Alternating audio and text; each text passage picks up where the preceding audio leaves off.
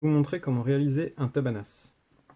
Il vous faudra une soie de montage plutôt marron, hein. Moi j'aime bien cette couleur là, c'est assez polyvalent. Donc là c'est du 6-0, on est sur de l'ultra thread. De l'entrone-yarn, donc ça sera pour faire le parachute. Un hacle de coque roux, éventuellement des lancettes. Et sans oublier du poil de chevreuil plutôt fin. Et ensuite, différentes couleurs de dubbing. Là, c'est de l'antron. Vous pouvez utiliser aussi des dubbings plutôt naturels. Voilà, c'est en fonction du goût de chacun. Donc, j'utilise un hameçon taille 14 sur cette vidéo. Vous pouvez décliner en différentes tailles ce tabanas. Voilà. Donc, je commence toujours un petit peu en arrière de l'œillet. Ça, c'est pour me laisser de la place pour finir tout à l'heure le parachute et la tête.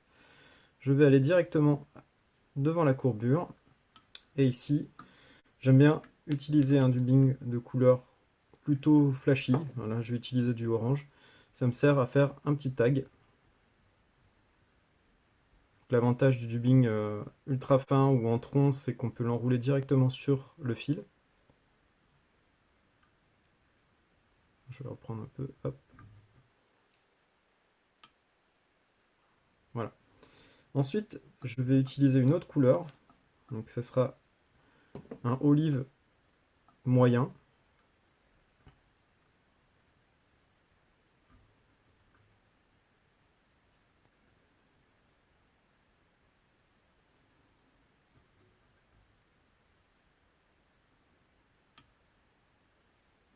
Et là, j'ai réalisé mon abdomen avec le tag orangé derrière. À ce niveau-là, je vais pouvoir commencer à fixer mon aile. Donc, je vais prendre une pincée de poil de chevreuil.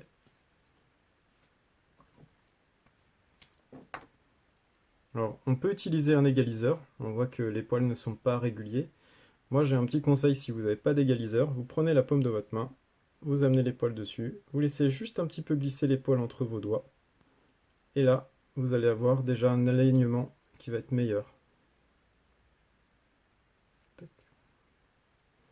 Voilà. Donc c'est assez naturel comme alignement. C'est pas un truc qui est complètement droit et c'est pas plus mal. Donc je vais pouvoir positionner mon aile de manière à ce que les fibres, enfin les poils, dépassent à peu près d'un quart de la longueur de la hampe derrière la courbure. À ce niveau-là, c'est la partie qui est un peu critique. Je vais faire 2 tours desserrés et au 3e tour, je vais commencer à serrer le tout. C'est important de serrer très progressivement, ça sert à rien de serrer comme une brute, vous allez découper les fibres. Donc là, je vais progressivement revenir vers l'arrière en enroulant mon fil de manière relativement détendue pour faire une sorte de cône en soie de montage au niveau de la base de l'aile. Quand je lâche, mon aile reste concentrée, ça ne fait pas une forme de collerette avec les poils. Voilà. Il faut savoir que les poils de chevreuil sont creux et que lorsqu'on les serre avec une soie de montage, ils ont tendance à s'écarter. Voilà. Donc on taille bien devant l'excédent. On peut s'aider de la rotation de l'étau pour finaliser correctement la coupe. J'en ai une. Tac. À ce niveau-là, si vous voulez sécuriser votre montage, vous pouvez mettre une petite goutte de glu dessous. Ça évitera que vos poils y tournent pour les prochains tours. Vous repincez l'aile de manière à ce qu'elle ne tourne pas du tout. Vous refaites quelques tours et c'est à cet endroit-là qu'on va pouvoir fixer le parachute en entrone yarn.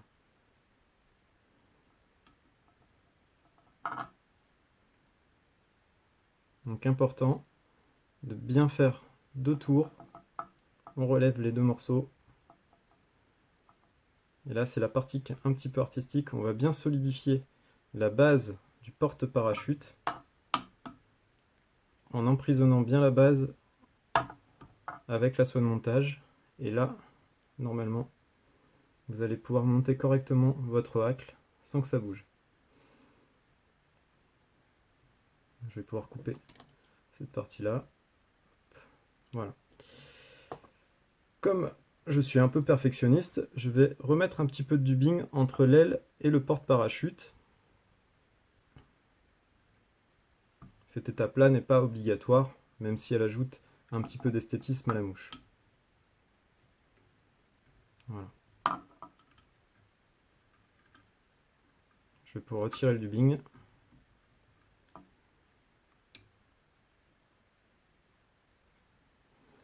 À ce moment-là, je vais fixer mon hacle.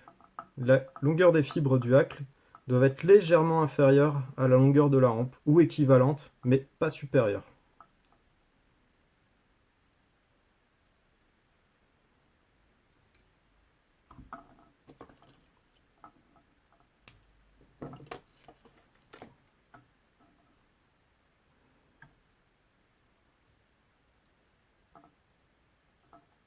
Je relève bien le porte-parachute, je coiffe bien l'aile vers l'arrière, et là je vais pouvoir réaliser 5 tours de hacle en repassant toujours sous le tour précédent.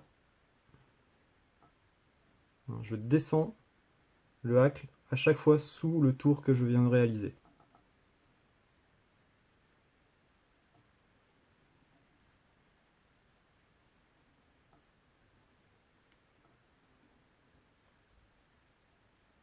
À ce moment-là, je peux arrêter la collerette. Donc l'étape est un peu critique, il faut passer la soie de montage sous les fibres du parachute sans les emprisonner.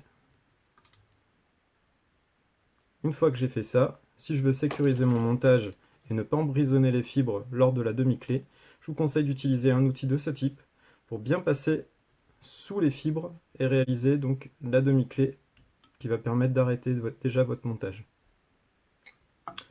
Voilà. Ici, je peux couper l'excédent. Il ne me reste plus qu'à réaliser une jolie tête en réalisant plusieurs demi-clés.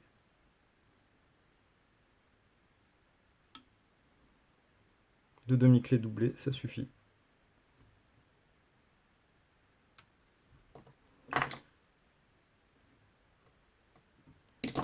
À cette étape, je peux arrêter mon montage et le solidifier avec une goutte de glu ou de vernis.